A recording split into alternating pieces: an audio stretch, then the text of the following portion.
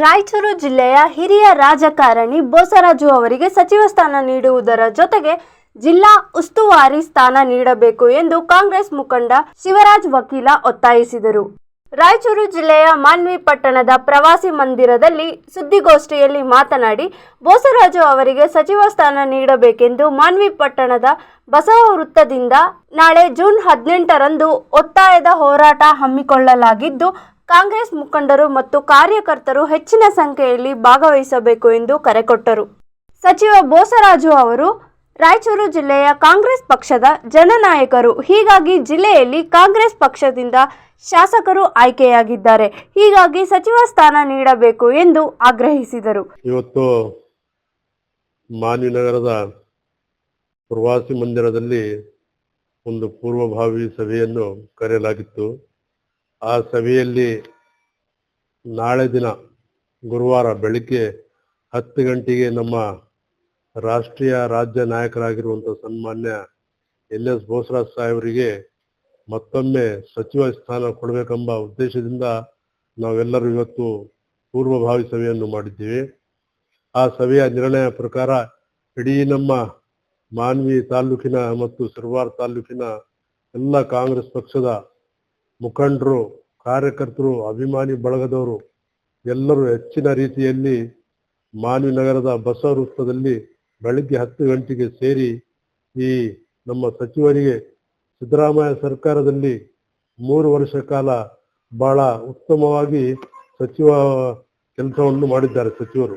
ಹಾಗಾಗಿ ನಮ್ಮ ಜಿಲ್ಲೆಯ ಮತ್ತೆ ಒಂದು ಬಾರಿ DK ಶಿವಕುಮಾರ್ ಸಾಹೇಬರ ಮುಖ್ಯಮಂತ್ರಿ ಅವರ ಸಂಪುಟದಲ್ಲಿ ಅವರಿಗೆ ಮತ್ತೆ ಒಂದು ಸಲ ಸಚಿವ ಸ್ಥಾನ ದೊರಕಿದ್ರೆ ನಮ್ಮ ಜಿಲ್ಲೆಗೆ ಉತ್ತಮವಾದಂಥ ಒಂದು ನಾಯಕತ್ವ ಸಿಗುತ್ತದೆ, ಕಾಂಗ್ರೆಸ್ ಪಕ್ಷಕ್ಕೆ ಒಂದು ಬಲ ಸಿಗುತ್ತದೆ ಅಂತ ಹೇಳಿ ನಾವು ಈ ಸಂದರ್ಭದಲ್ಲಿ ಹೇಳಿ, ರಾಯಚೂರು ಜಿಲ್ಲೆ ಅಭಿವೃದ್ಧಿ ಆಗಬೇಕಾದ್ರೆ ರಾಯಚೂರು ಜಿಲ್ಲೆಯ ಸಚಿವರು ಆಗಿ ರಾಯಚೂರು ಜಿಲ್ಲಾ ಉಸ್ತುವಾರಿ ಸಚಿವರಾಗಿ ಮಾಡಬೇಕು ಅಂತ ಹೇಳಿ ನಮ್ಮೆಲ್ಲರ ಕಾಂಗ್ರೆಸ್ ಪಕ್ಷದ ಎಲ್ಲ ಮುಖಂಡರ ಮತ್ತು ಅಭಿಮಾನಿಗಳ ಬಳಗದ ವತಿಯಿಂದ ಒತ್ತಾಯವನ್ನು ಸನ್ಮಾನ್ಯ ಮುಖ್ಯಮಂತ್ರಿಗಳಿಗೆ ಹಾಗೂ ಮಾಜಿ ಮುಖ್ಯಮಂತ್ರಿಗಳಿಗೆ ಮತ್ತು ಕರ್ನಾಟಕ ಪ್ರದೇಶ ಕಾಂಗ್ರೆಸ್ ಸಮಿತಿ ಅಧ್ಯಕ್ಷರಿಗೆ ನಾವು ಮನವಿಯನ್ನು ಮಾಡುತ್ತೇವೆ.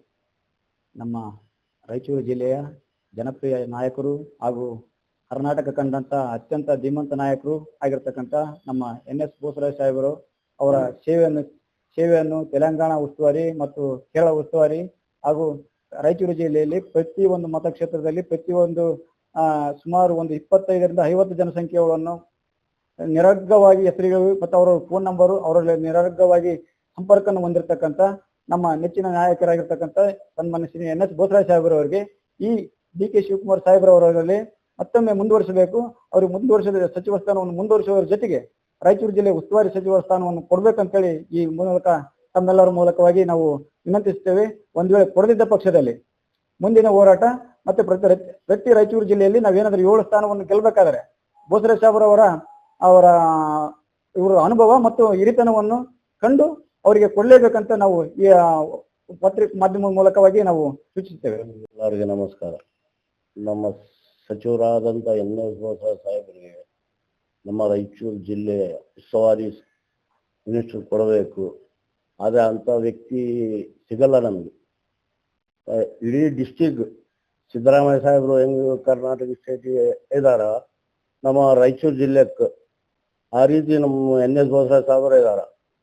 ಆಮೇಲೆ ಮತ್ತೆ ತೆಲಂಗಾಣ, ಆಂಧ್ರ ಎಲ್ಲ ಕಡೆಗೆ ಅವ್ರ ಉಸ್ತುವಾರಿ ನಡೀತದ. ಅಂತ ಒಳ್ಳೆ ವ್ಯಕ್ತಿಗೆ ನಮ್ಮ ರಾಯಚೂರು ಜಿಲ್ಲೆಯಲ್ಲಿ ಉಸ್ತುವಾರಿ ಕೊಡಬೇಕು. 2028ರಲ್ಲಿ ತೊಂದರೆ ಆಗ್ತದೆ.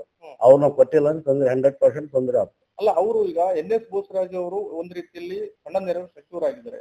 ಈ ಭಾಗದಲ್ಲಿ ಯಾವ ರೀತಿ ಅಭಿವೃದ್ಧಿ ಮಾಡಿದ್ದಾರೆ ಸರ್? ಚೆನ್ನಾಗಿ ಮಾಡಿದ್ದಾರೆ. ಪ್ರತಿ ಹಳ್ಳಿಗೆ, ಪ್ರತಿ ತಾಲೂಕಿಗೆ, ನಮ್ಮ ಸಿರವಾರ ತಾಲೂಕಿಗೆ ಚೆನ್ನಾಗಿ ಅಭಿವೃದ್ಧಿ ಮಾಡಿದ್ದಾರೆ. ಆದ್ರೆ ಅವ್ರಿಗೆ ಕೊಳ್ಳೇಬೇಕು. ಕೊಟ್ಟಿಲ್ಲ ಅಂದ್ರೆ ನಾವು ಮುಂದಿನ ದಿನಗಳಲ್ಲಿ ವರದಿ ಶಫೀಕ್ ಹುಸೇನ್, ಮಾನವಿ. ಮೆಂಡು ನ್ಯೂಸ್ ನೆಟ್ವರ್ಕ್, ಸತ್ಯದ ಕನ್ನಡಿ.